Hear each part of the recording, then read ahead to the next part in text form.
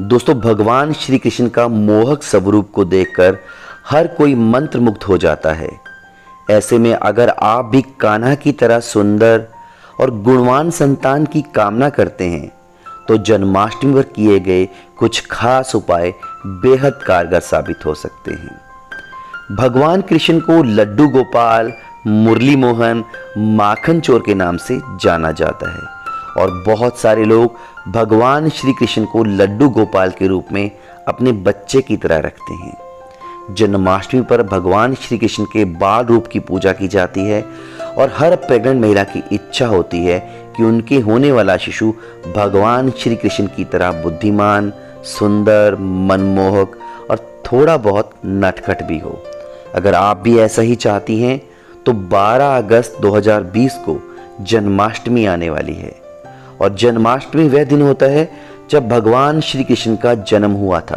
तो ऐसे में इस खास दिन पर आप कुछ खास उपाय करके अपनी होने वाली संतान को भगवान कृष्ण की तरह नटखट, मोहक और बुद्धिमान बना सकती हैं। यदि आप गर्भवती हैं और इस दिन अगर आप कुछ उपाय करती हैं तो आप भगवान श्री कृष्ण की तरह एक योग्य संतान प्राप्त कर सकती हैं। तो आइए जानते हैं जन्माष्टमी के दिन गर्भवती महिलाओं को कौन से उपाय करने चाहिए।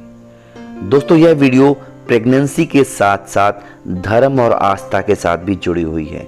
अगर आप भगवान पर यकीन नहीं करते या आप नास्तिक हैं तो आप इस वीडियो को छोड़कर जा सकते हैं। इस दिन आपको क्या करना है? भगवान श्री कृष्ण को भोग लगवाएं। गुणवान संतान प्राप्ति के लिए जन्माष्टमी के दिन नंद लाला को लड्डुओं का भोग लगाएं। अब इसके प्रसाद को गर्भवती स्त्री को खिलाएं। इससे होने वाला शिशु भगवान कृष्ण की तरह सुंदर और तेजस्वी होगा। इसके अलावा गर्भवती महिलाएं जन्माष्टमी के दिन दूध में चीनी, केसर और ड्राई फ्रूट्स डालकर भगवान श्री कृष्ण को भोग लगा सकती हैं। इसके बाद आप इस दूध को पी लें और जन्माष्टमी के दिन यह उपाय करने से आपको अत्यंत ही तेजस्वी संतान की प्राप्ति होगी। श्री कृष्ण को मिश्री बहुत पसंद है, इसलिए जन्माष्टमी पर इसका भोग लगाना भी अच्छा माना जाता है और इसे प्रसाद के रूप में गर्भवती महिला को खिलाना भी काफ़ी अच्छा माना जाता है। श्री कृष्ण को झूला झुलाएं। बुद्धिमान और आकर्षक संतान पाने की इच्छा रखने वाली गर्भवती महिलाओं को जन्माष्टमी के दिन कान्हा को झूला झुलाना चाहिए। कुछ लोग इस दिन घर में ही भगवान श्री कृष्ण को झूला झुलाते हैं और कुछ लोग मंदिर में जाकर श्री कृष्ण को झूला झुलाते हैं। तो आप इस दिन भगवान श्री कृष्ण को झूला जरूर झुलाएं और झूला झुलाने के दौरान भगवान श्री कृष्ण का ध्यान जरूर करें। गोपाल मंत्र का जाप करें। जिन दंपतियों की औलाद नहीं है, संतान सुख से वंचित है, उनको गोपाल मंत्र का जाप करना चाहिए।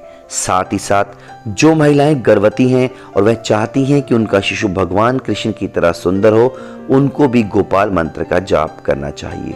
अगर आप भगवान श्री कृष्ण की जैसा पुत्र प्राप्त करना चाहते हैं तो जन्माष्टमी के दिन आपको खीर में केसर डालकर बनानी चाहिए और पीले रंग की चीजों का भगवान श्री कृष्ण को भोग लगाना चाहिए।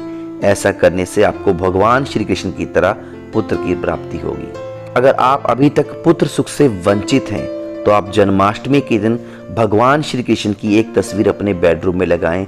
इसी के साथ मोर पंख भी अपने सोने वाले कक्ष में लगाएं। ऐसा करने से आपको श्री कृष्ण जैसे छवि वाले पुत्र की प्राप्ति होगी। भगवान विष्णु की आराधना करें। जन्माष्टमी के शुभ अवसर पर गर्भवती महिलाओं को भगवान विष्णु की आराधना करनी चाहिए। ऐसा माना जाता है जन्माष्टमी में भगवान विष्णु की आराधना करने से गर्भवती महिलाओं की हर मनोकामना पूरी होती है। साथ ही साथ गर्भावस्था के दौरान कोई भी समस्या नहीं रहती और शिशु सुंदर और तेजस्वी पैदा होता है। अगर आप व्रत रख सकती हैं तो व्रत रखें। व्रत के दौरान गर्भवती महिलाओं को थोड़ी सावधानी रखनी जरूरी है। गर्भावस्था के दौरान व्रत रखना बहुत हद तक आपके शरीर पर निर्भर करता है, क्योंकि जब आप अंदर से अच्छा महसूस कर रही हैं तब उपवास रखने में कोई परेशानी नहीं है। लेकिन कुछ मामलों में जैसे शरीर में खून की कमी, कमजोरी, हाई ब्लड प्रेशर या फिर अगर आपको प्रेगनेंसी में किसी प्रकार की कोई कॉम्प्लिकेशन है या आपको मधुमेह की शिकायत है तो ऐसे में एक बार अपने डॉक्टर की सलाह ज़रूर लें। हालांकि गर्भवती महिलाओं को ज़्यादा देर भूखे नहीं रहना चाहिए, क्योंकि भूखे रहने से उनके शरीर में ग्लूकोज का स्तर काफ़ी कम हो सकता है। और व्रत रखने से पहले एक बार अपने डॉक्टर से ज़रूर पूछें। तो दोस्तों, ये थे कुछ उपाय जिन्हें अपनाकर आप भगवान श्री कृष्ण की तरह सुंदर, स्वस्थ और साथ ही साथ मनमोहक संतान पा सकती हैं। और आपको अगर ये मेरी वीडियो पसंद आई है तो कृपया चैनल को सब्सक्राइब करें और वीडियो को लाइक ज़रूर कर देना। वीडियो देखने के लिए दोस्तों आपका बहुत बहुत धन्यवाद, शुक्रिया।